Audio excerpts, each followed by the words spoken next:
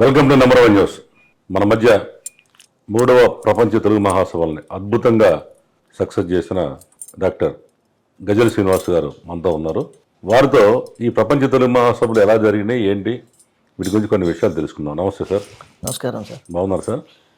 బ్రహ్మాండంగా ఉన్నాం, చాలా ఆనందంగా ఉన్నాం. ప్రపంచ తెలుగు మహాసభలు గొప్పగా విజయవంతం అయ్యాయి కాబట్టి చాలా సంవత్సరం తర్వాత బడలికి ఇంకా తీరలేదు.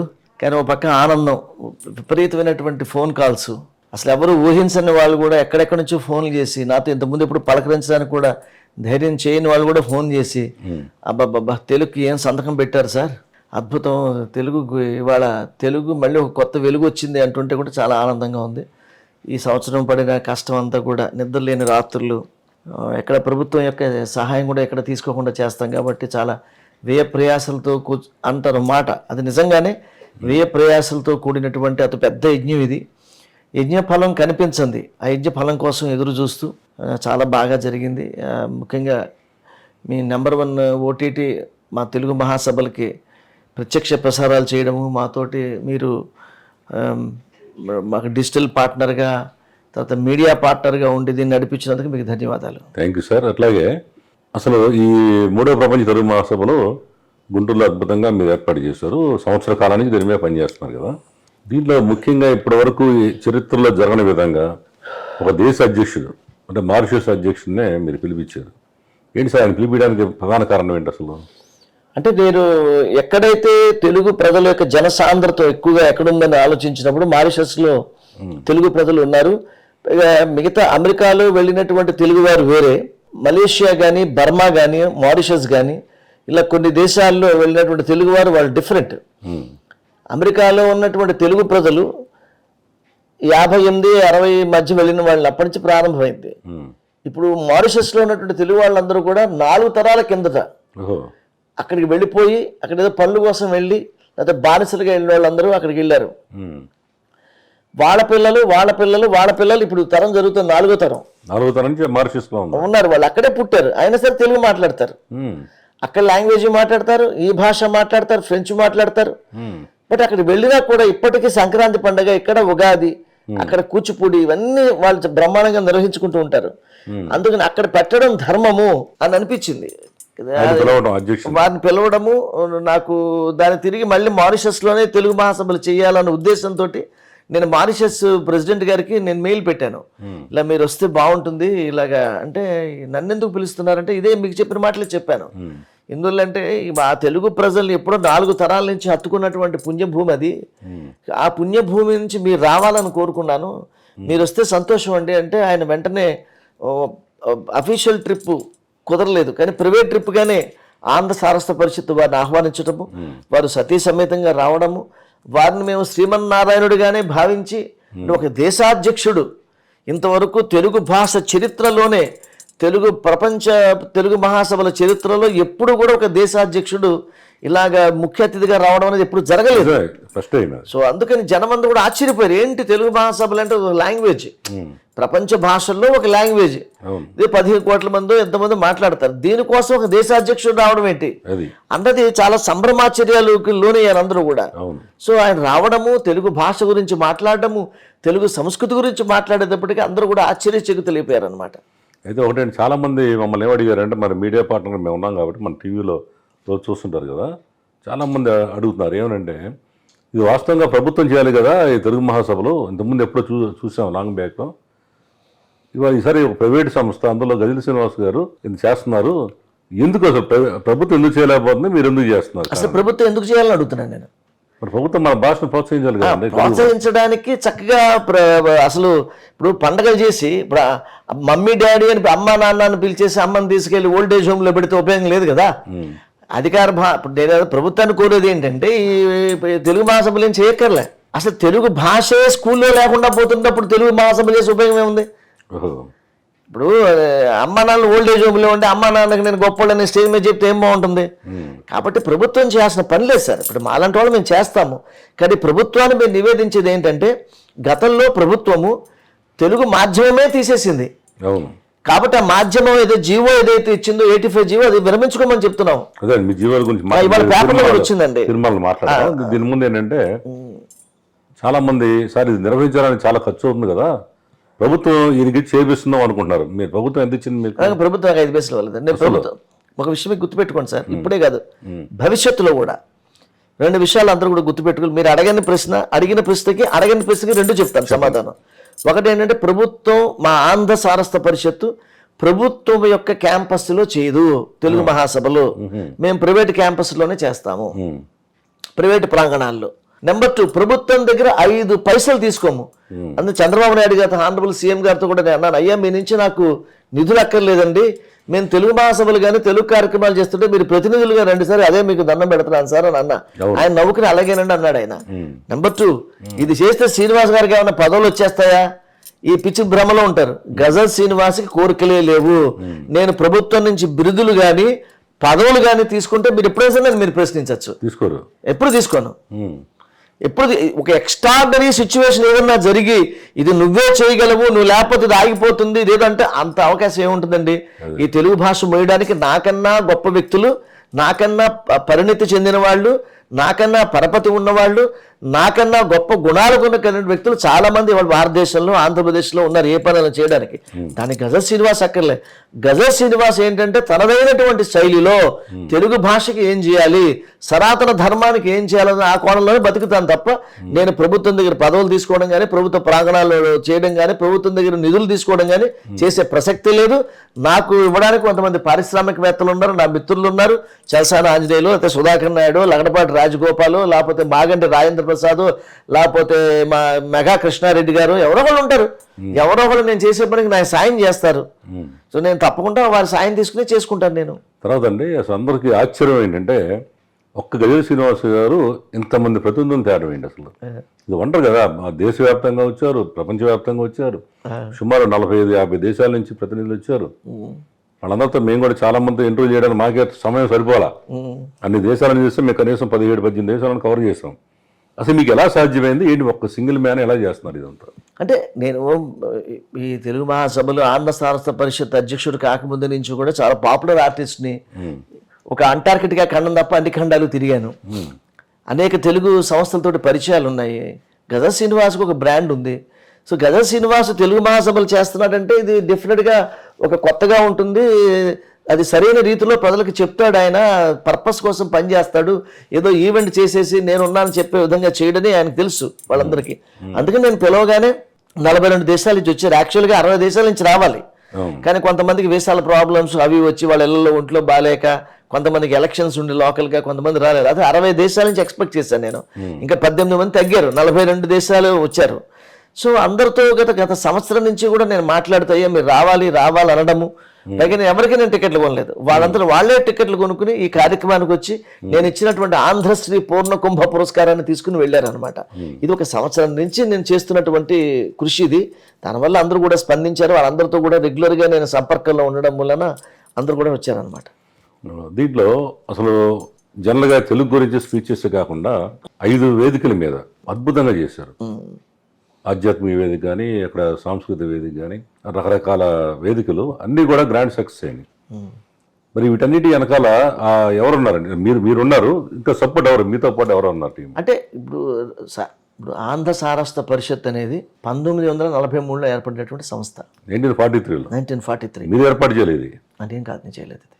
1943లో ఇది పుట్టింది. దీనికన్నా ముందు 1911 నుంచి కూడా ఉంది ఇది.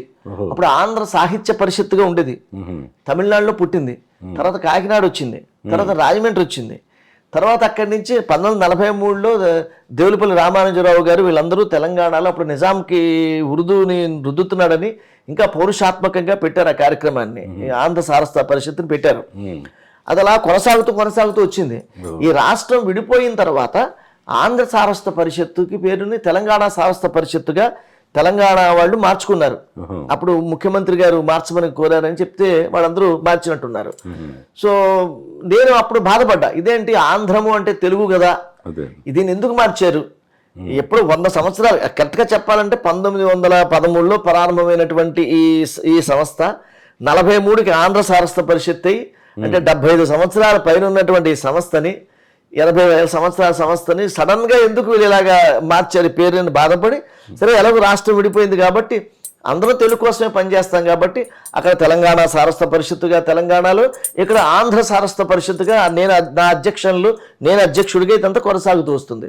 ఈ సంస్థ పెట్టినప్పుడు ఉన్నటువంటి కరిమళ్ళ వరప్రసాద్ సహస్రావధాని కానీ, మేడికొండ శ్రీనివాస్ చౌదరి గారు కానీ, రెడ్డప్ప దవేజి గారు కానీ, పొన్నపల్లి శ్రీరామారావు గారు కానీ, వీళ్ళందరూ కలిసి మేమందరం మంచి ఒక చక్కటి సంఘంగా ఏర్పడి, ఒక మండలిగా ఏర్పడి, అయ్యా తెలుగు మహాసభలు అంటే ఇదేదో ఓన్లీ తెలుగు పండితులకు సంబంధించింది కాదు, ఇది మనము తెలుగు పండితుల్ని దగ్గర తీసుకుందాము, అలాగే తెలుగు భాషని రాబోయే యువతకి, విద్యార్థులు కూడా దగ్గర చేయాలి కాబట్టి 5 వేదికలు పెడదాం అందరికీ. ఇప్పుడు మనం ఆంధ్ర భోజనము ఎలా అయితే పంచభక్ష ప్రమాణాలతో ఉంటుందో అలాగా 5 వేదికలు మనం పెడదాము. పెట్టి మనం ఏం చేద్దామంటే, ఇదిగో ఆధ్యాత్మిక వేదిక, అక్కడ ప్రవచనాలు ఇవన్నీ చేయిద్దాము, భక్తి సాహిత్యం అంతా అక్కడ జరుగుతుంది. అలాగే సదస్సులు, అక్కడ వేదిక వేరే, అక్కడ కడిమెళ్ళ వరప్రసాద్ గారు, తర్వాత రెడ్డప్ప దవేజీ గారు, పంతులు వెంకటేశ్వరరావు గారు, వీళ్ళందరూ అక్కడ ఉంటారు. అలాగే కవి సమ్మేళనం, సుమారుగా 1500 మంది కవులు వచ్చారు. అక్కడ ఎస్ఆర్ఎస్ కొల్లూరి, కొత్తగూడెం రాజేషు, కొల్లి రమావతి, వీళ్ళందరూ కూడా ఆ సభలు అక్కడ వాళ్ళు చూసుకున్నారు. ప్రధాన వేదిక దగ్గర సభలు, అలాగే సుమారుగా 25,000 మంది విద్యార్థులు తెలుగు భాష పైన సాంస్కృతిక కార్యక్రమాలు చేశారు. అంతా కూడా హరికథలు, బుర్ర కథలు, నాటకాలు, తర్వాత బొమ్మలాట, తోలు బొమ్మలాట, ఇలాగ అనేక సాంస్కృతిక కార్యక్రమాలు ప్రధాన వేదిక మీద చేయడం జరిగింది. అలాగే ఈసారి విచిత్రంగా ఏంటంటే, పాడనా తెలుగు పాట అని కరోకే సింగింగ్ కార్యక్రమం పెడితే 200 మంది గాయకులు వచ్చి పాటలు పాడేసి వెళ్ళారు అనమాట. సో ఇట్లాగా ఇంతమంది నాకు పరివారం ఉండడం మూలాన వారందరికీ కూడా గత సంవత్సరం నుంచి కూడా జూమ్ కాల్లో వారందరికీ కూడా నేను ట్రైనింగ్ ఇవ్వడము, వారికి క్రమశిక్షణతోటి, అలాగే మరలా వారిని ఇక్కడ పిలిపించి వేదిక దగ్గర మీది ఇక్కడ ఉంటుంది, ఇంత డిస్టెన్స్ ఉంటుంది, ఇవన్నీ కూడా దగ్గరుండి చూపించి వాళ్ళందరికీ ఉన్నతమైనటువంటి ప్రమాణాలతోటి వారికి తర్ఫీదు ఇవ్వడం జరిగింది. అందువల్ల ఎక్కడా కూడా, అలాగే భోజనాల దగ్గర కూడా డొక్కా సీతమ్మ భోజనశాల, పెంగళి వెంకయ్య భోజనశాల, డాక్టర్ పివిజే రాజు భోజనశాల, ఇలా చూస్తే ఎంతో మంది ద్వారాలు పెట్టాము. డాక్టర్ దాసనారాయణరావు గారి ద్వారం పెట్టాము, అలాగే ధూళిపాల సీతారామ శాస్త్రి గారి ద్వారం పెట్టాము, మళ్ళా తర్వాత తరిగొండ ద్వారం పెట్టాము, పొట్టి శ్రీరాములు గారి ద్వారం పెట్టాము. ఇలాగా సుమారుగా సావిత్రి ద్వారం, అలాగే 400 ఫ్లెక్సీలు. ప్లాస్టిక్ మేము వ్యతిరేకమైన కానీ పెట్టక తప్పలేదు. అసలు తెలుగు వెలుగుల్ని మొత్తం సాక్షాత్కరింపజేసాం. మొత్తం అంతా ఏ మూలకి వెళ్ళినా కూడా ఒక తెలుగు వెలుగు మీకు కనిపించేలాగా తెలుగు వెలుగుని నేను అందరితో కూడా అక్కడ మీకు సాక్షాత్కరింపజేసేటువంటి అవకాశం కలిగింది అక్కడికి వెళ్ళినా కూడా. సో అట్లాగా ఆ ప్రాంగణం అంతా కూడా తెలుగుతనంతో నిండిపోవాలన్న ఉద్దేశంతో చేశాము. మీరు చెప్పినట్టుగా 5 వేదికల మీద నిష్ణాతులైనటువంటి సుశిక్షితులైనటువంటి కార్యకర్తలు ఉండడం వలన బ్రహ్మాండంగా జరిగింది. తర్వాత ఇప్పుడు ఈ మొత్తం ఈ ప్రోగ్రామ్ ప్రధాన వేదిక మీద జరిగినాయి కదా, ఒక్కొక్క డ్యాన్స్ 200 మంది 250 మంది అద్భుతంగా, దాంట్లో ఒక 60 నిమిషాల పైన చేశారు. ఏంటంటే దాన్ని ఏమంటారు, ఆ డ్యాన్స్ చేశారు. అది తెలుగు తోరణం అని ఒక డ్యాన్స్ బ్యాలే, క్షేత్రదర్శిని అని ఒక డ్యాన్స్ బ్యాలే, 2 రసరాజు గారు రాశారు. క్షేత్రదర్శిని, ఈ తెలుగు తోరణం నేనే మ్యూజిక్ చేశాను. ఈ తెలుగు తోరణంలో ఏంటంటే తెలుగు జాతి యొక్క ప్రయాణం అంతా కూడా, తెలుగు సంస్కృతి యొక్క విశిష్టత అంతా కూడా గంటలో చూపించాం.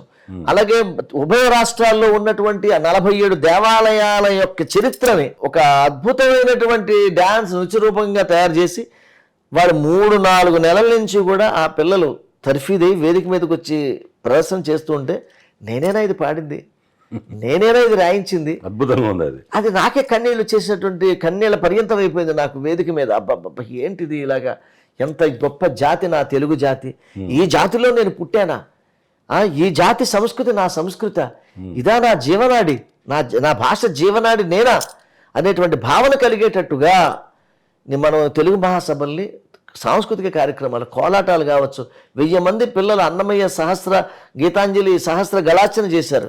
ఇలా చెప్పుకుంటూ పోతే అణువణువు కూడా మీరు చూస్తుంటారు. ప్రదర్శనశాలలు, రామోజీరావు గారి పేరు మీద పెట్టాం ప్రదర్శనశాలలు. అక్కడ చూడండి, పాత నాణ్యాలు, పురాతన నాణ్యాలు, తాళపత్ర గ్రంథాలు, ఇలా చెప్పుకుంటూ పోతే మొత్తం తెలుగు సంస్కృతిని అంతా తీసుకొచ్చి అక్కడ కూర్చోబెట్టేశాం. ఇలాగా అద్భుతంగా జరిగింది. రామోజీ గారి విగ్రహం పెడితే అందులో ఫోటోలు, ఒక పక్క ఎన్టీ రామారావు గారి విగ్రహం, తెలుగు తల్లి విగ్రహం, అలాగే శివాజీ, ఇలాగే గోడ గన్నారెడ్డి, ఇలాగే ఎంతోమంది మహనీయుల యొక్క విగ్రహాలు పెడితే, కటారి గారు కాబట్టి సత్యనారాయణ గారు శిల్పి, కాటూరి సత్యనారాయణ గారు, వారి విగ్రహాలు పెడితే, రాజకుమార్ వడయారివి వాళ్ళు తయారు చేసిన విగ్రహాలు పెడితే మొత్తం అంతా కూడా శిల్పారామం అదిరిపోయింది మొత్తం అంతా కూడా. చాలా అద్భుతంగా ఉందండి. ఇప్పుడు ఇంకొక మిమ్మల్ని అడగచ్చు, మీ సీక్రెట్ ఏంటి, ఇంత పెద్ద ఆర్గనైజేషన్ చేసి ఎప్పుడు అలసిపోకుండా ఎప్పుడు హ్యాపీగా అన్ని తిరుగుతారు, ఏంటి అసలు మీ సీక్రెట్ ఏంటి? అంటే మనకి ఎక్కడానికి మెట్లు ఉన్నప్పుడు నిద్ర ఎట్లా పడుతుంది? ఇప్పుడు జీవితంలో మనం సాధించాలనుకున్నప్పుడు నిద్ర అనేది రాదు, అది నిద్ర పోనివ్వదు. అది నిద్రపోతున్నామంటే మన బలహీనలు అనమాట. సో ఆరోగ్యం కోసం పడుకోవాలి, శరీరం చెప్తుంది ఎప్పుడు పడుకోవాలి ఏంటో. దానికోసం పడుకోవడానికి ప్లాన్ అక్కర్లే. చాలా మంది పడుకోవడానికి తినడానికి ప్లాన్ చేసుకుంటారు. నా దృష్టిలో ఆకలి వేస్తే అన్నం తింటాను, ఆకలి వేస్తే ఏది దొరికితే తింటాను. ఆ టైంకి లంచే చేయాలా, రైస్ తినాలని అనేవి ఉండదు. నేను ఆకలి ఎంత వేస్తే అంతే తింటా. కడుపు నిండా తినే బిజినెస్ నా దగ్గర లేదు. అలా కడుపు నిండా కంటి నిండా పడుకోవడం కూడా బిజినెస్ కూడా నా దగ్గర లేదు. ఆ శరీరం ఎంతసేపు నిద్ర కోరుకుంటుందో దానికి తెలుసు, పడుకుంటాం. కారు ఎక్కువ నిద్ర వస్తే పడుకుంటూ పోతాను, పనులు వర్క్ చేసుకుంటూ ఉంటాను. సాధ్యమైనంత వరకు నాకు ముఖ్య కార్యాలయం ఆంధ్ర సారస్వ పరిషత్ ముఖ్య కార్యాలయం నరసాపురంలో ఉన్నా కానీ నా ముఖ్య కార్యాలయం నా మనసు ఎక్కడుంటే అక్కడే, నా తపస్సు ఎక్కడుంటే అక్కడే. కారులో కూర్చుంటే కారే నా ఆఫీసు, ఇంట్లో ఉంటే ఇంట్లో ఆఫీస్, ఫ్లైట్లో ఉంటే ఫ్లైట్లోనే ఆఫీస్. చాలా వరకు లెటర్లు కానీ అన్నీ కూడా నేను ఫోన్లోనే మొత్తం ఆపరేట్ చేస్తాను. ఎప్పుడు కూడా నేను ఇది ఎప్పుడైతే మనకి కొన్ని లక్ష్యాలు ఉన్నాయో ఆ లక్ష్యాల వైపు లక్ష్యశుద్ధితోటి ముందుకెళ్ళిపోవడమే. తర్వాత వీళ్ళందరికీ పార్టిసిపెంట్స్ ప్రతి ఒక్కడు కూడా మెడల్ వేశారు, తర్వాత మెమంటోస్ ఇచ్చారు. సుమారు ఎన్ని ఇచ్చుంటారండి? ఇవన్నీ కొన్ని వేల సంఖ్యలో ఉన్నాయి కదా. అప్పు సుమారుగా ఒక 48,000 50,000 మెమెంటోలు, షాలువాలు, తర్వాత స్టోల్స్, తర్వాత పథకాలు, ప్రశంసా పత్రాలు ఇలాగ ఇచ్చామండి. అందరికి వాలంటీర్స్తో సహా కల్పించామన్నమాట. అది ఎందువల్లంటే ఇప్పుడు ప్రపంచ తెలుగు మహాసభల్లో నేను పాల్గొన్నాను అన్నది ఒక గొప్ప గౌరవం. ఆ గౌరవానికి స్మృతి కాదు కదా, దానికి ఏదో ఒక ఆకృతి ఉండాలి. కాబట్టి ఒక ప్రశంసా పత్రం ద్వారా, ఒక చిన్న మెడల్ ద్వారా ఇవ్వడం జరిగింది. జీవితకాలం వాళ్ళకి గుర్తుండిపోతుంది న్యాచురల్గా. ఇప్పుడు రాముడు మందిరం కడుతుంటే చాలా మంది డొనేషన్స్ ఇచ్చారు. ఆ 50 రూపాయలు ఇచ్చారు, 100 రూపాయలు ఇచ్చారు. ఆ రిసీట్ని చాలా మంది ఫ్రేమ్ చేసి ఇళ్లలో పెట్టుకున్నారు. ఆ రామ మందిర నిర్మాణంలో నాయిటుగా కూడా ఉంది అన్నట్టుగా. అలాగే ఇంతమంది పిల్లలు సాంస్కృతిక కార్యక్రమాల్లో, కవి సమ్మేళనాల్లో పాల్గొన్నారు. వాళ్ళకి ఒక స్మృతిగా ఉండిపోతుంది కాబట్టి అలా చేయడం జరిగింది. మీరు ఇన్ని చాలా వాటి గజల్స్ పాడారు కదా, ఈ 3వ ప్రపంచ తెలుగు మహాసభలో గజలేనా పాడగా మొత్తం వేదిక అంతా మారుమోగిపోయింది కదా. ఈ సందర్భంలో ఏదో చేసే ఉంటావు, తెలుగు గడ్డపై పుట్టవురా, అమృతమేదో తాగే ఉంటావు, ఆంధ్ర భాష నీ దయ్యరా, ఆతిథ్యం నీ అవతారం, ఆవకాయని మమకారం, యాసలెన్ను ఆభరణం, అమ్మ భాషని స్మరణం, తెలుగోడివిరా నువ్వు తెలుగోడివిరా, పుణ్యం ఏదో చేసే ఉంటావు, తెలుగు గడ్డపై పుట్టవురా, అమృతమేదో తాగే ఉంటావు, ఆంధ్ర భాష నీ దయ్యరా. ఏదో పుణ్యం చేసుకుంటే తెలుగు గడ్డపై పుట్టాం, అమృతం ఏదో తాగుంటాం, ఆంధ్ర భాష మాట్లాడుతాను అని రాశాను. కేవలం దీనికోసం రాశాను. ఆ రోజు మొత్తం అంతా కూడా దీని అదే అద్భుతంగా ఉంది. మాకు కూడా ఏంటంటే ఆ 3 రోజులు అక్కడే ఉన్నాం కదా, డే అండ్ నైట్. వచ్చినా కానీ అదే చెవులు వినపడుతుంది. ఇంటికి వచ్చినా కానీ అది కూడా మంచి నాటరాగంలో చేశాను అనమాట. నాటరాగంలో చేశాను, చాలా బాగుంది. అదే అండి, ఈ పాట ఎప్పుడు వినలేదు, కొత్తగా విన్నా అనుకున్నా కానీ ఎక్కడో విన్నట్టుగా అనిపిస్తుంది మళ్ళీ. మాకు వచ్చిన అదే ఫీలింగ్. అంటే తెలుగు భాష గొప్పతనాన్ని ఏదో గొప్ప కవిత్వంలో చెబితే అర్థం కాదు. సామాన్య మానవుడికి, జీళ్ళు అమ్ముకునేవాడికి, పాలు పోసేవాడు కూడా నేను ఎంత గొప్ప జాతిలోంచి వచ్చాను అన్నది వాడికి తెలియాలి. అందుకని ఇప్పుడు ఎవరు శ్రీకృష్ణదేవరాయలు దేశ భాషలందు తెలుగు లెస్ అన్నాడు, లేకపోతే సుబ్రహ్మణ్యం భారతి గారు సుందర తెలుగు అన్నాడు. ఇవన్నీ వాళ్ళకి అర్థం కావండి. మనం వాళ్ళ పరు నువ్వు ఇంత గొప్పడుగురా, నీ భాష ఏంటి, ఆ కృష్ణా గోదావరి నడకలు చూడు, ఆ నడకలు నీ నడకలో కనిపిస్తాయి. అవును, నీ పౌరుషంలో ఉంటుంది, నీ టీవీలో ఉంటుంది. తెలుగువాడి టీవీ, తెలుగువాడి మాట కానీ, వ్యంగ్యం కానీ, వెటకారం కానీ, వీటిలన్నిటిలో కూడా ఏదో భావార్థం ఉంటుందిరా నాయన నీ భాషలో. నువ్వు తినే తిండిలో, నువ్వు కట్టుకున్న ఎన్నెన్నో వడ్డించు, నువ్వు గోంగూర కోసం నువ్వు అడుగుతావు, ఆవకాయ లేకపోతే తెల్లలేవు, మంచి పంచికట్టు కడతావు సంక్రాంతికి. ఇప్పటికే చూడండి, గుంటూరు వైపు వెళ్ళినా, మీరు నెల్లూరు వైపు వెళ్ళినా కూడా, రాయలసీమ వెళ్తే వాళ్ళు కొన్ని సాంప్రదాయాలు వదలరండి. గ్రామాల్లోనే ఇప్పుడు మనం చూడాల్సింది, మీకు ముఖ్యంగా నేను చెప్పేది నెంబర్ 1 ఛానల్ ద్వారా, తెలుగు భాషకి ఎక్కడ సవాళ్ళు ఎదురవుతున్నాయంటే నగరాల్లో, పెద్ద పెద్ద నగరాల్లో స్కూల్లో పిల్లలు ఎవరు కూడా తెలుగు చదువుకోవట్లే. మీకు ఇందాక నేను మీకు తీర్మానాలు పంపించాను. ఆ తీర్మానాలు చాలా సీరియస్ తీర్మానాలు అవన్నీ కూడా. చర్చిద్దాం తీర్మానాల గురించి. ఎందుకంటే మన గజల్ శ్రీనివాస్ గారు ఆంధ్ర సారస్వత పరిషత్ ఆధ్వర్యంలో ఈ తెలుగు భాష గురించి కొన్ని తీర్మానాలు చేశారు. ఆ తీర్మానాల గురించి మాట్లాడుకునే ముందు ఈ ప్రత్యేక కార్యక్రమంలో ఒక చిన్న విరామం. సమస్యలపై రగిలే జ్వాల మేము, అవినీతిని అడ్డుకునే అధికారులం మేము, రాష్ట్రమైనా దేశమైనా ప్రశ్నించే గొంతు మాది. మా కోసం కాదు, మా బిడ్డల భవిష్యత్ కోసం పోరాడతాం. విప్లవ పునాదులను పుట్టిస్తాం. అందరికీ సామాజిక న్యాయం జరిగేలా చేస్తాం. ఇది మా దేశం, ఇది మా హక్కు. ప్రజా సమస్యల పరిష్కారానికి వస్తుంది మీ ప్రజాగలం, మీ నెంబర్ 1 న్యూస్లో. ప్రత్యేక కార్యక్రమానికి తిరిగి స్వాగతం. సార్, మరి ఇప్పుడు మన తెలుగు మహాసభలు అయిపోయినాయి, అద్భుతంగా చేశారు, అందరూ సాటిస్ఫాక్షనే. ప్రభుత్వం కూడా ఆశ్చర్యపోయేట్టు చేశారు. ముఖ్యంగా దాంట్లో మీరు ప్రభుత్వం నుంచి ₹1 అవసరం లేదు, మీరు వచ్చి పాల్గొనండి చాలా అన్నారు, ఇంకా అద్భుతం. అయితే ఈ అయిపోయిన తర్వాత మీరు నిన్న కాక మొన్న స్పీకర్ అయ్యన్న పాత్ర గారిని కలిసి తీర్మానాలు చేసి అందజేశారు మీ ఆంధ్ర సారస్వత పరిషత్ నుంచి. ఆ తీర్మానాలు కొన్ని నేను చదివి వినిపిస్తాను. పేపర్లో కూడా ప్రముఖంగా, ఇవాళ అన్ని పేపర్లో ప్రముఖంగా రాశారు, కొన్ని నేను చదివి వినిపిస్తాను. ఫస్ట్, ఆంగ్ల మాధ్యమ జీవోని రద్దు చేయాలన్నారు. అట్లాగే తెలుగు భాష పరిరక్షణకు కృషి అవసరం, ఆంధ్ర సారస్వత పరిషత్తు తీర్మానాలు. దీంట్లో ప్రధానంగా మీరు స్పీకర్ గారికి ఇచ్చింది ఏంటంటే 5వ తరగతి వరకు మాతృభాషలోనే బోధన జరగాలి, డిగ్రీ 5వ సెమిస్టర్ వరకు విధిగా తెలుగు సబ్జెక్టుగా మాట్లాడాలన్నారు. ఎందుకని సార్, ఇప్పుడు గత ప్రభుత్వం ఓ రకంగా పెట్టింది, మేమేమనుకుంటున్నామంటే ఇప్పుడు చదువుకున్న ప్రతి ఒక్కరు ఇతర దేశాలలో జాబులు చేసుకోవాల్సిందే, మరి మీరేమో 5వ తరగతి వరకు విధిగా ఉండాల్సిందే అని అంటున్నారు. పైగా డిగ్రీ వరకు కూడా మీరు ఒక సబ్జెక్ట్ ఉండాలంటారు. కారణం ఏంటంటే దీని గురించి ఉపయోగం ఏంటి అసలు? ఇది 5వ తరగతి వరకు తెలుగు మాధ్యమంలోనే ఉండాలన్నది ఇది మన మాటే కాదు సార్. నరేంద్ర మోదీ గారు ప్రతిపాదించినటువంటి నూతన విద్యా విధానం భారతదేశం మొత్తం మీద కొత్తగా అందరూ కూడా అమలు చేయాల్సినటువంటి విధి విధానం ఏంటంటే 5వ తరగతి వరకు అమ్మ ఒడిలో ఉండేటువంటి మాతృభాష, కడుపులో ఉన్నప్పుడు కూడా ఈ మాతృభాష వింటూ ఉంటుంది ఆ బిడ్డ. బయటికి రాగానే అదే మాతృభాషలోనే ప్రతిదీ కూడా అనువదించుకుంటూ ఉంటుంది, బుర్ర ఆ జ్ఞానము అనువదించుకుంటూ ఉంటుంది.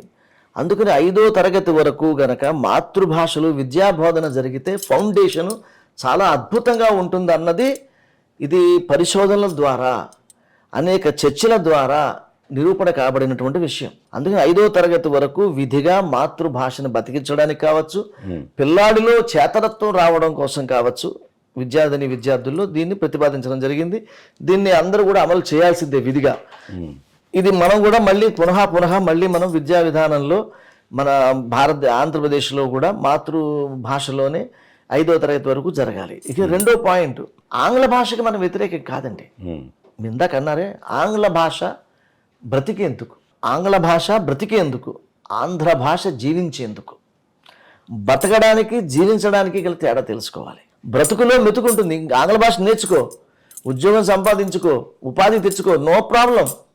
కానీ మాతృభాషలో నువ్వు విన్నది, నువ్వు చూస్తున్నది, నువ్వు అనుభవిస్తున్నది, ఇవన్నీ కూడా నీ జరుగుతున్నవన్నీ కూడా నీకు లోపల ఒక ఎక్సర్సైజ్ చేస్తుంటే లోపల మాతృభాషలో, ఆ మాతృభాష నీకు ఆత్మకి తెలియకుండా అతి దగ్గరైంది. ఇప్పుడు ఏదైనా పాట మీరు వింటున్నారు అనుకోండి, అప్పుడు కమలాకు చకుంకుమతో నిజతారు నితారు అని నేను వినిపించింది అనుకో, వెంకటేశ్వర స్వామి సుప్రభాతం, అబ్బా ఇదేంటిది, ఇది నాకు సంబంధించింది అనిపిస్తుంది.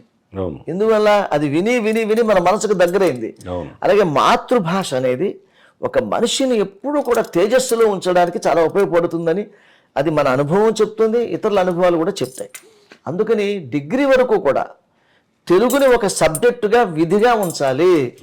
వాళ్ళు డిగ్రీ వరకు చదువుతూ ఉండాలి. ఎందువల్లంటే మాతృభాష అనేది చాలా విశేషమైందని చెప్పి చైనీస్ కానీ, స్పానిష్లు కానీ, జపనీసులు కానీ, అభివృద్ధి చెందినటువంటి ఏ దేశమైనా కూడా మాతృభాషని బాగా నమ్ముతారు. ఈవెన్ జర్మన్ లాంగ్వేజ్ కూడా.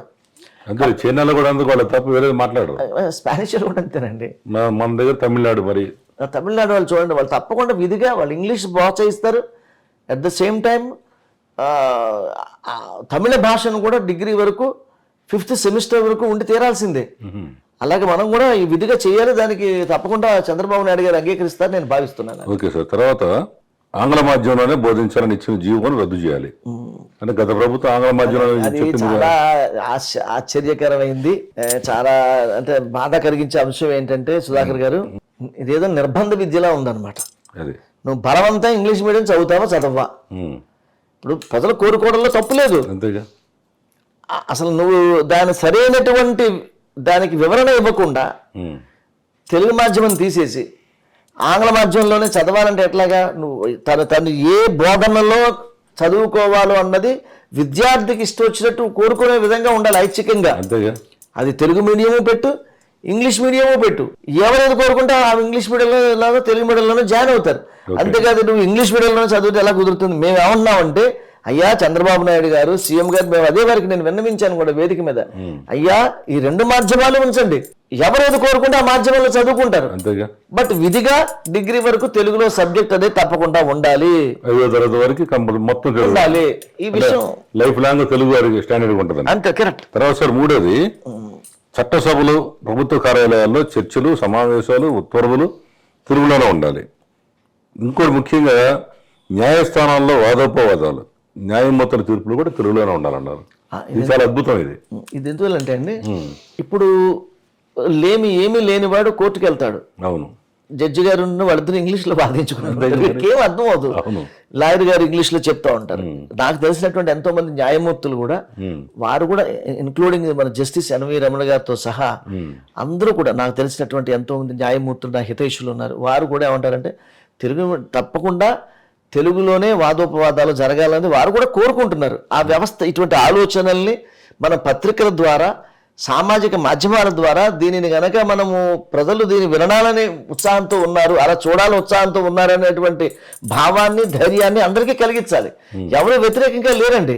ప్రభుత్వంలో కూడా ఇంకొకటి చెప్తాను మీకు, ఐఏఎస్ ఆఫీసులు కానీ ఐపీఎస్ ఆఫీసులు ఎవరైతే ఇతర రాష్ట్రాల నుంచి వచ్చి ఇక్కడ మన ఆంధ్రప్రదేశ్ క్యాడర్లో ఉన్నారో వారు కూడా తెలుగు రాయడము, తెలుగు చదవడము, తెలుగులో మాట్లాడడము శుభ్రంగా నేర్చుకుని వస్తున్నారు. అవును.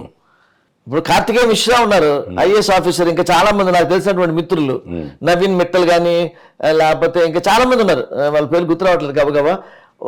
లవ్ అగర్వాల్ కానివ్వండి, లేకపోతే మన సంజయ్ జాజు, వీళ్ళందరూ కూడా తెలుగు శుభ్రంగా మాట్లాడతారండి. తెలుగులో పాటలు పాడతారు. మనోళ్ళు మాట్లాడట్లా. ఇప్పుడు అందుకు నేను ఏమంటానంటే, దయవుంచి ఇది మాతృభాషలో మాట్లాడడం అనేది ఒక స్వాభిమానంగా భావించాల్సినటువంటి అవసరం అయింది వాళ్ళ. లేకపోతే భాషే మన ఉనికి. మిమ్మల్ని మీరు రకరకాల డ్రెస్సులు వేయించారు, వాళ్ళు పంజాబీ డ్రెస్సులు మనోళ్ళు వేసేస్తున్నారు, మన చీరలు వాడు ఎవడో కడుతున్నాడు.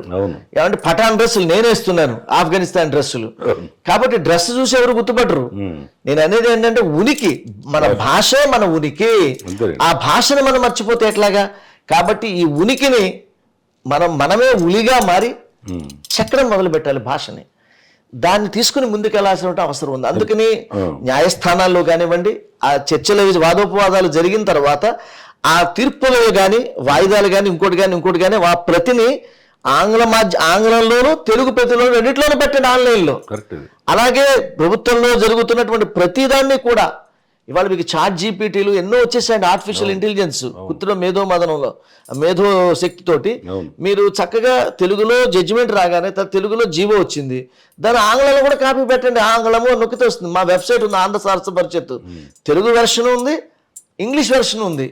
ఎందుకు పెడుతున్నాము? ఇది చదవండి, అది చదవండి. గ్లోబల్గా మన విషయం వెళ్ళాలి కాబట్టి గూగుల్ సెర్చ్ ఇంజన్లో ఎలా కొడతారు? ఇంగ్లీష్లోనే కొడతారు. అది ఓపెన్ కావాలి కాబట్టి ఇవన్నీ కూడా సామాజిక కోణంలో, సామాజిక మాధ్యమాల ఎంపిక కోణంలో, లేకపోతే దాన్ని వాళ్ళు సెర్చ్ చేసేటువంటి కోణంలో మనం ఆలోచించినప్పుడు ఇంగ్లీష్లోనూ తెలుగులో కూడా ఉండాలి.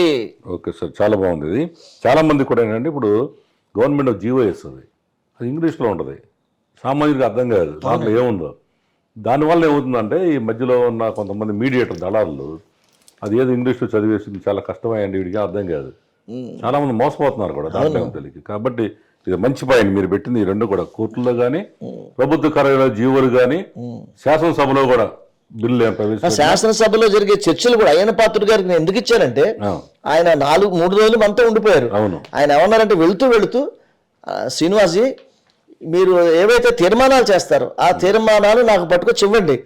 నేను రేపు అసెంబ్లీలో స్పెషల్గా ప్రత్యేక సమావేశాలు జరిగినప్పుడు మొట్టమొదటిగా నేను డిస్కస్ చేయబోయేది మీరు ఇచ్చిన తీర్మానాల మీదే తెలుగు భాష పైనే చర్చిస్తాము, అది తెలుగులోనే చర్చిస్తాము. ఆంగ్ల పదాలు దొల్లితే దొల్లొచ్చు, కానీ 99% తెలుగు పదాలు ఉండేటట్టుగా రేపు చర్చలు జరుగుతాయి.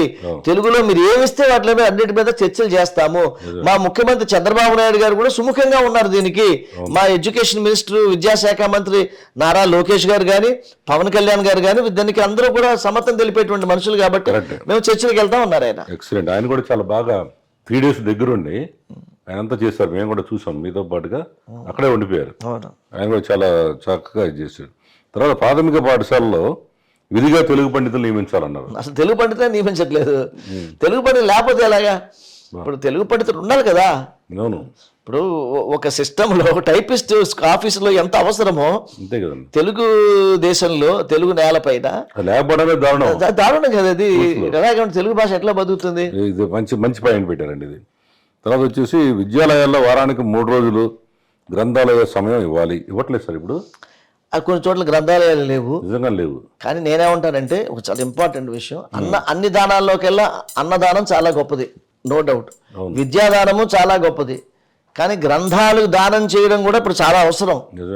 ఎవరెవరు చదవకుండా చాలా గ్రంథాలయాలు చాలా ఇళ్లలో పడున్నాయి. మీరు ఏం చేసుకుంటారు? నేను చంద్రబాబు నాయుడు గారిని కోరేది ఏంటంటే నెంబర్ 1 టీవీ ద్వారా, అయ్యా మీరు గ్రంథాల యొక్క దానం కూడా తీసుకుని ఆ వచ్చిన గ్రంథాలయాన్నింటినీ విశ్వవిద్యాలయాలకి, పాఠశాలలకి పంపించండి.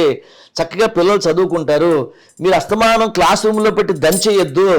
వాళ్ళకు కూడా పఠనాశక్తి వల్ల సహనం వస్తుంది, పఠనాశక్తి వల్ల వాళ్ళకి ధ్యానం తెలుస్తుంది, పఠనాశక్తి వల్ల సహనం తెలుస్తుంది, పఠనాశక్తి వల్ల మేధోశక్తి పెరుగుతుంది. కాబట్టి వారానికి 3 రోజులు అంటే 1.5 గంటల సమయాన్ని పిల్లలు గ్రంథాలయాల్లో కూర్చుని, గ్రంథాలయం లేకపోతే మామూలు పుస్తకాలు లేకపోతే దినపత్రికలు ఇచ్చి పిల్లల్ని అరుగు మీద కూర్చొని చదువుకోమనండి, పిల్లల్ని చదవమనండి. అసలు స్కూల్సే కాదండి, వాళ్ళ కాలేజీ మన వీధుల్లో ఎక్కడ కూడా గ్రామాల్లో కూడా గ్రంథాలయాలు లేదు, చాలా తగ్గిపోయినాయి అసలు. సార్ ఇప్పుడు దేవాలయం మీకు మనం మున్సిపల్ ట్యాక్స్లో గ్రంథాలయాలకి మనం సెస్ కడుతున్నాం.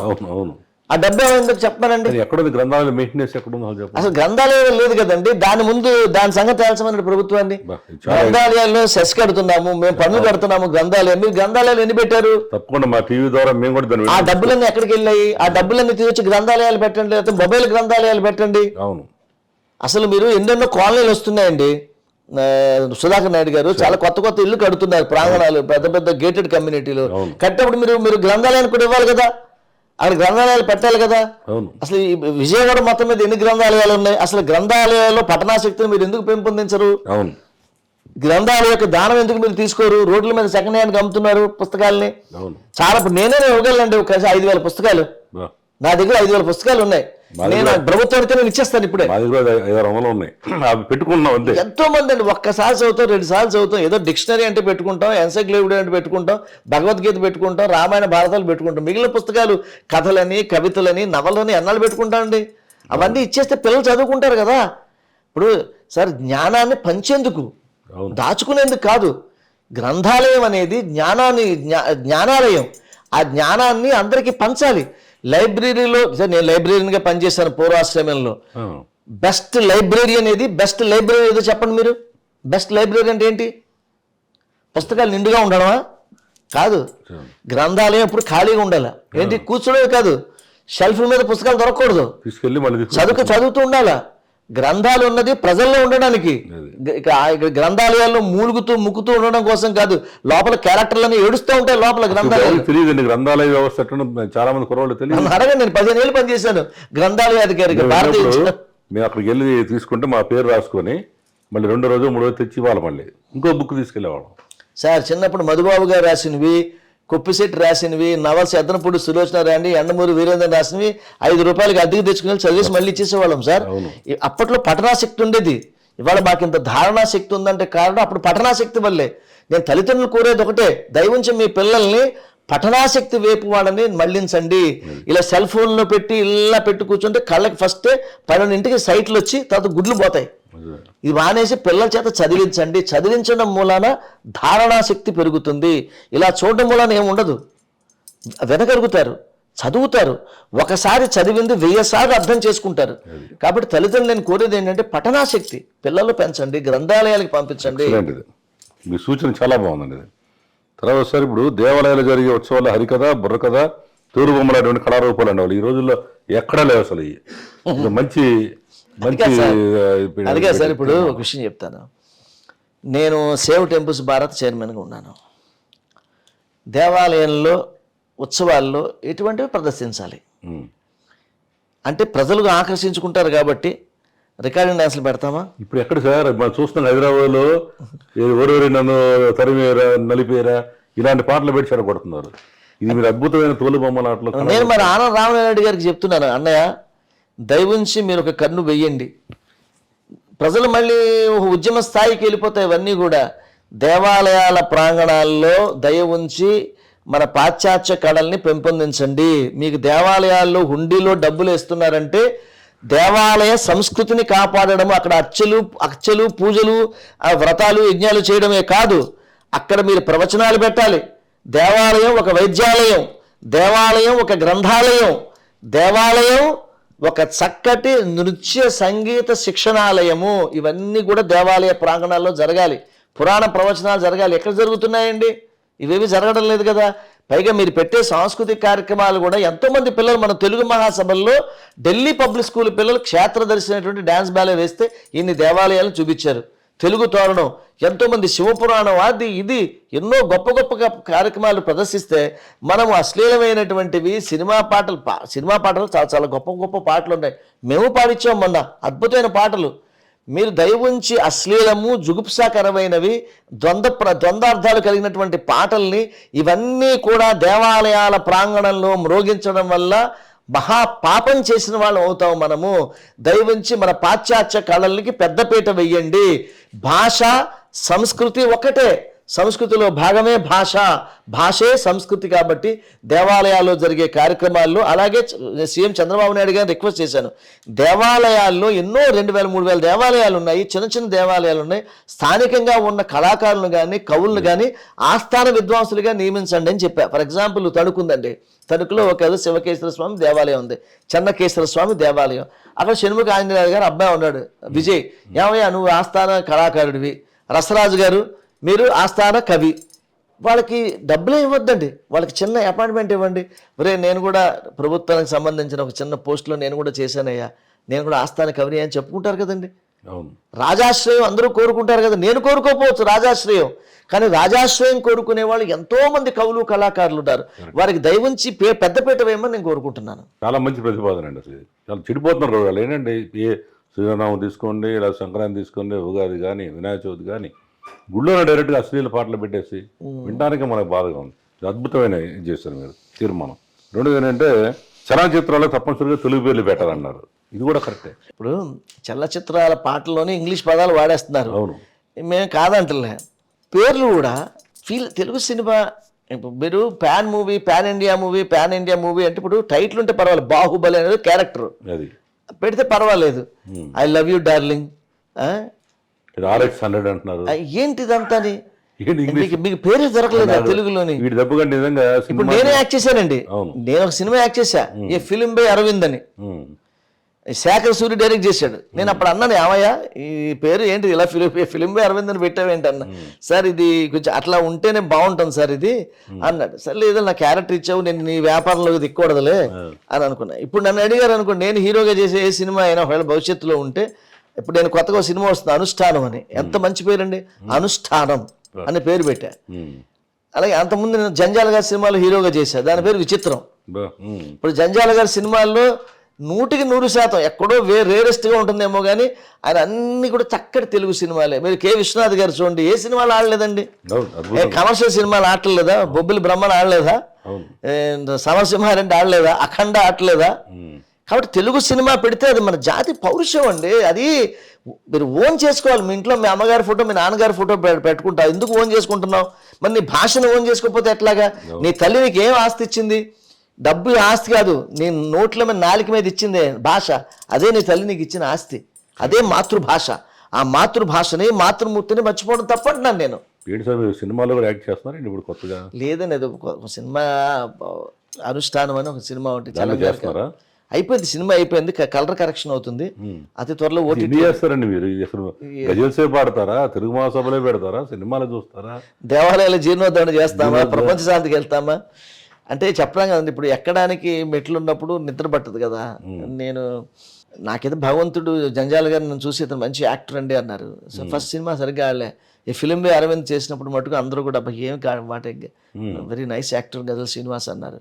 సరే మంచి క్యారెక్టర్ దొరికింది. సినిమా మధ్యలో డైరెక్టర్ చనిపోయారు కాబట్టి 4-5 ఏళ్ళు ఆగిపోయింది. ఆ సినిమా ఇప్పుడు మేము రిలీజ్ చేస్తున్నాము. నేను మాధవీలత యాక్ట్ చేసాము. చలంగారి కథ, గుడిపాటి చలంగారిది. తర్వాత సార్ ఇప్పుడు అమరావతిలో ఆధునిక సాంకేతికతో ప్రాచీన తెలుగు భాష చైతన్య ప్రదర్శనశాలలు ఏర్పాటు చేయాలి. శాసనాలు, తాళపత్ర గ్రంథాలకు అంతర్జాలంలో పొందుపరచాలి. ఆధునిక ఆంగ్ల సాంకేతిక పదాలకు తెలుగు నిఘంటు రూపొందించాలి. ఇది కూడా చాలా అద్భుతమైన తీర్మానమే. నేను చంద్రబాబు నాయుడు గారిని కోరేది ఏంటంటే, మొన్న నాకు ఆయన ఇచ్చిన సమయంలో ఎక్కువసేపు నేను చెప్పలేకపోయాను.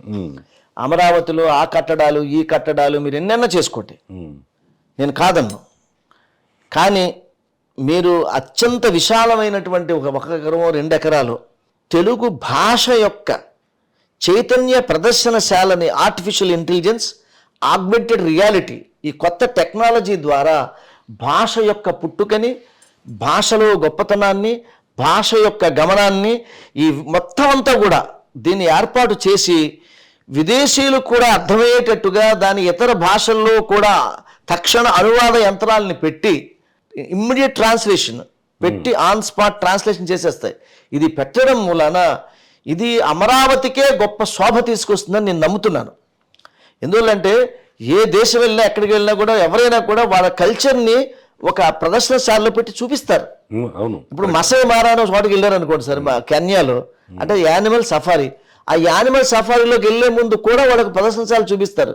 నువ్వు చూడబోతున్నావు, ఈ సఫారీ ఇన్ని మిలియన్ సంవత్సరాల నుంచి ఉంది, నువ్వు ఇది చేయొచ్చు, ఇది చేయకూడదు, ఇది ఎంత గొప్పది, ఇవన్నీ చెప్తారు. అలాగే మన భాష యొక్క గొప్పతనం అవన్నీ చూపించి ఆంధ్ర మహాభారతం, నన్నయ్య, తిక్కన, ఎర్రాప్రగడ, పోతన, శ్రీనాథుడు, ఆధునిక కవుల గురించి, గొప్ప గొప్ప కావ్యాల గురించి, భాష యొక్క గొప్పతనం గురించి, కృష్ణదేవరాయలు ఏమన్నాడు, బ్రౌన్ ఏమన్నాడు, షెల్లీ, ఇలా అందరి గురించి కూడా వాళ్ళు ఏం చెప్పారో మన తెలుగు భాష గురించి చెప్పాల్సిన అవసరం ఉంది. ఇది ఎట్టి పరిస్థితుల్లో 2-3 ఎకరాల్లో చంద్రబాబు నాయుడు గారు ఎట్టి పరిస్థితుల్లో ఇది పెట్టాలని నేను మనస్ఫూర్తిగా కోరుకుంటున్నా. మీరు చెప్పిన 2-3 ఎకరాలు చాలు, మినిమం 10 ఎకరాలు ఉంటే, ఎక్కడెక్కడి నుంచి వచ్చిన 100 ఎకరాలు ఇస్తున్నారు కదా, 10 ఎకరాలు ఉంటే దాంట్లో ఒక మ్యూజియం అన్నట్టుగా అన్ని A to Z. అవును. ప్లస్ ఇంతకన్నా తాళపత్ర గ్రంథాలు, శాసనాలు ఎక్కడెక్కడో ఉన్నాయండి. ఇప్పుడు మన శివారెడ్డి ఉన్నాడు, అతను చాలా ఫేమస్, ఆయన మన ఆర్కియాలజికల్ డిపార్ట్మెంట్ ఆయన, ఏమని శివనాగిరెడ్డి, ఆయన ద్వారా మనం ఏంటంటే అక్కడ ఉన్నటువంటి శిలా ప్రతిమలు మనం తేవలేము, అక్కడ శాసనాలు. కానీ మనము దాన్ని ఆర్టిఫిషియల్ ఇంటెలిజెన్స్ ద్వారా వాటిని ఎగ్జాక్ట్ కాపీలు బయటకు వచ్చేస్తాయి. వాటిని ప్రదర్శనశాలలో పెట్టడం మూలన పిల్లలకి చరిత్ర గురించి బాగా తెలుస్తుంది. ఎప్పుడైనా గుర్తుపెట్టుకోండి సార్, నా కులం, నా మతం, నా జాతి, నా వంశం తొడలు కొట్టుకుంటుంటాం కదా. మరి మా తెలుగు జాతిని తొడగొట్టుకోవాలి, మేసం కూడా మెలియాలి కదా మనం అందరం కూడా. తలకాయ ఇలా అనుకోవాలి కదా, తలెత్తి తిరగాలి కదా.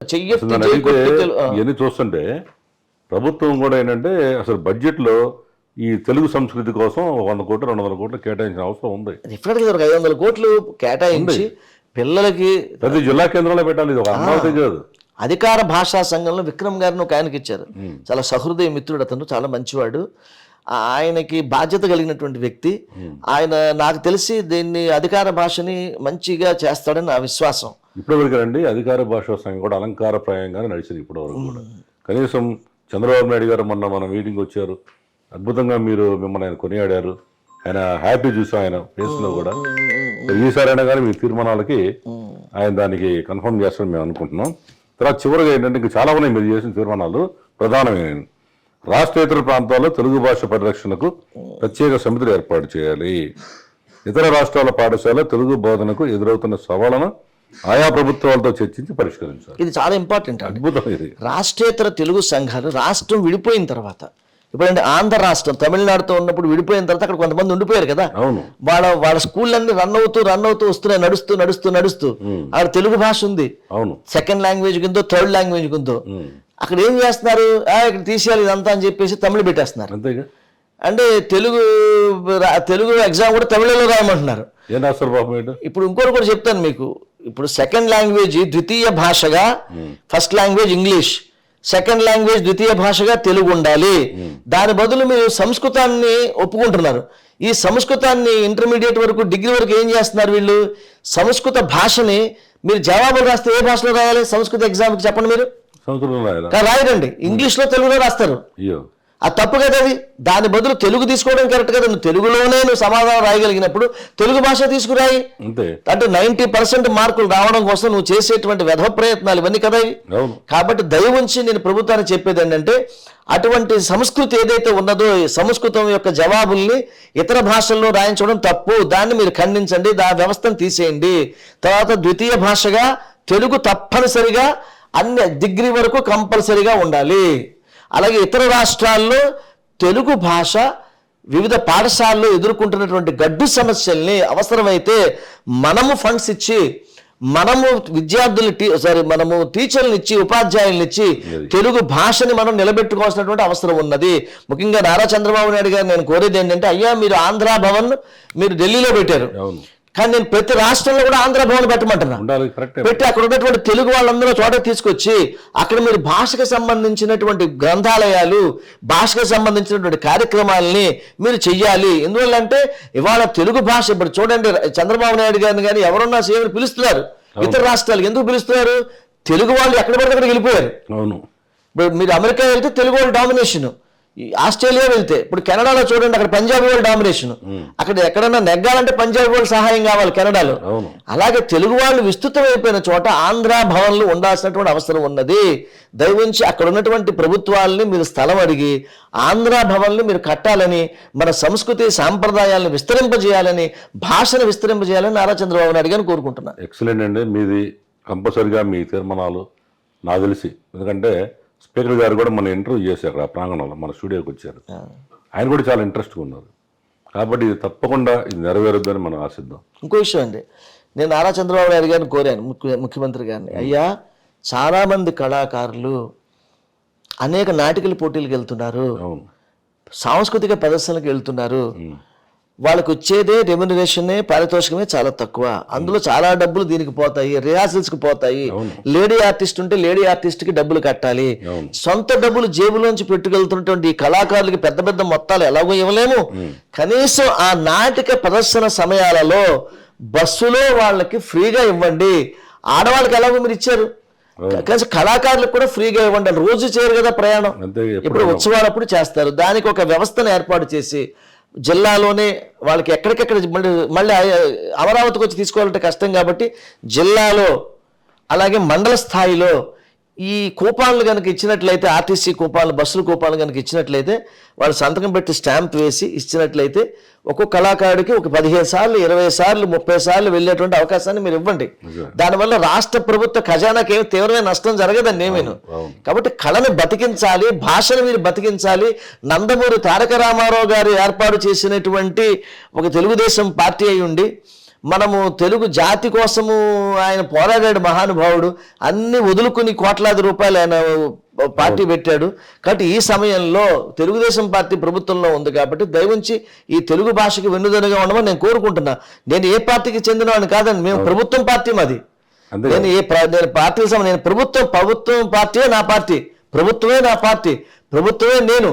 కాబట్టి నేనైన ప్రభుత్వాన్ని నేను కోరుతున్నది ఏంటంటే, దయ ఉంచి భాషని, సంస్కృతిని, గ్రంథాలయాలు, విద్యా వ్యవస్థ, హైకోర్టు, ముఖ్యంగా అండి చాలా చోట్ల చూస్తున్నాయి, విజయవాడలో వ్యాపార ప్రకటనలు ఉన్నాయి, ప్రకటన ఫలకాలు ఉన్నాయి. వాటి మీద ఆంగ్లంలోనే పూర్తిగా రాసి ఉంటుంది. తెలుగులో విధిగా ఉండాలని జీవో ఉన్నది, గవర్నమెంట్ ఉత్తర్వులు, అయినా సరే పాటించడం లేదు.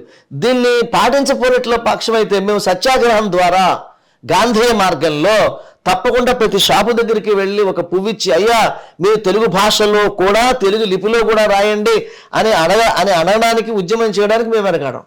చాలా మంచి ప్రయత్నం అండి. తర్వాత ఇప్పుడు అయిపోయి నెక్స్ట్ మీరు మారిషస్లో 2027 8, 9, 10 తారీఖులు అనౌన్స్ చేశారు కదా, ఏంటి సార్ ఎంతమంది వెళ్తారు ఇక్కడి నుంచి ఏంటి తెలుసుకోవచ్చు? అంటే సుమారుగా 4,000 మంది ఇక్కడి నుంచి వెళ్తాం అనుకుంటున్నామండి. అక్కడ ఒక 4-5 వేల మంది అక్కడ పార్టిసిపేట్ చేస్తారు. సుమారుగా 60 దేశాల నుంచి ఈ మారిషస్లో జరగబోయేటువంటి తెలుగు మహాసభలు అంటే ముఖ్యంగా అక్కడ ఈ తెలుగు ఆంధ్ర సారస్వత పరిషత్తే చేస్తోంది. అక్కడ అక్కడ అక్కడ ప్రభుత్వం చేయటంలే, అక్కడ కూడా మీరే మళ్ళీ అక్కడ కూడా మనమే, కానీ మారిషస్ ప్రభుత్వం యొక్క సహాయంతో చేస్తున్నాము. అందుకే ఆ దేశ అధ్యక్షుడు ఎదురుగానే దేశ అధ్యక్షులు ఈ రేపు జరగబోయే 3వ-4వ ప్రపంచ తెలుగు మహాసభలకి చీఫ్ ప్యాటర్న్ ఆయనే. బా ఐటీ మినిస్టర్, కల్చరల్ మినిస్టర్ వీళ్ళందరూ కూడా ఇందులో భాగస్వాములు. మారిషస్ లో ఉన్నటువంటి ప్రతి తెలుగు సంఘము కూడా ఇందులో భాగస్వాములై అక్కడ బృందావన పార్థసారథి గారిని వారిని అక్కడ మనం ముఖ్య సమన్వయకర్తగా పెట్టాము. ఇక్కడి నుంచి కూడా 4-5 సమన్వయకర్తలు పెడుతున్నాము. ఏమన్నా ట్రాన్స్లేట్ చేశాడు ఆయన కదండి, ఆయన వారే అక్కడ ఉంటారు ముఖ్య సమన్వయకర్తగా. అంటే మీరు ఇప్పుడు ఆంధ్ర సారస్వత పరిషత్ తెలుగు మహాసభలు ఆంధ్రప్రదేశ్ దాటి ప్రపంచ దేశాలకు కూడా ఎగబాగుతున్నారు మీరు. వెళ్తున్నాము. తర్వాత 2028లో విశాఖపట్నంలో చేస్తాము 28లో 5వ ప్రపంచ తెలుగు మహాసభలు, 6వ ప్రపంచ తెలుగు మహాసభలు దుబాయ్లో చేస్తాము. ఓహో, అంటే ఒకసారి ఇక్కడ ఒకసారి బయట. అవును, అలా చేసుకుంటూ వెళ్తాం. తర్వాత కొత్తగానే విన్నానండి ఇప్పుడు బాలల తెలుగు మహాసభ కూడా పెడుతున్నట్టు నిజమేనా? అది నేను రేపు 29వ తారీఖున జరగబోయేటువంటి పత్రికా సమావేశంలో అది దాని యొక్క విధి విధానాన్ని సంపూర్ణంగా మేము పూర్తి చేసుకుని 29వ తారీఖు నాడు మీరు మా మీడియా పార్ట్నర్ కదా ఎప్పటికీ. తెలుగు మహాసభలు అంటే మాకు నెంబర్ 1 టీవీ, అందుకే మీరు ఎక్కడికి వెళ్ళి అదంటే ఇది లేకుండా లేదు అంటున్నారు. కాబట్టి మీరు నెంబర్ 1 ఓటీటీ, నెంబర్ 1 ఛానల్ మాతో ఉండాలి. రేపు మీరు మారిషస్ కూడా మీరే మా మీడియా పార్ట్నరు, మీరు కూడా ఉండాలి. తర్వాత అలాగే రేపు జరగబోయేటువంటి ఇతర కార్యక్రమాలు కూడా మీరు మాతో నడవాలి. జిల్లాల వారీగా చేయబోయేటువంటి కార్యక్రమాలు కూడా మీరు మీడియా పార్ట్నర్గా ఉండి మీరు ఎంత బిజినెస్ చేసుకుని ఏం చేసినా కూడా ఏమైనా కూడా తెలుగు భాష కోసం మీరు నిలబడుతున్న దాన్ని నిలబడి మా వెన్నంటి ఉండడాన్ని నేను మనస్ఫూర్తిగా అభినందిస్తున్నాను. Thank you sir. ఇప్పుడు మరి నెక్స్ట్ ఇంక మీ ఇదే కాకుండా మరి ఇంకా ఫ్యూచర్ ఇంకేమైనా చేస్తున్నారో ఓన్లీ తెలుగు భాష? అంటే బేసిక్గా నేను నా ఇల్లు గడవాలి కదండి. అదే నా ఇల్లు గడవాలంటే నేను గజల్స్ పాడాలి, కచేరీలకు వెళ్ళాలి.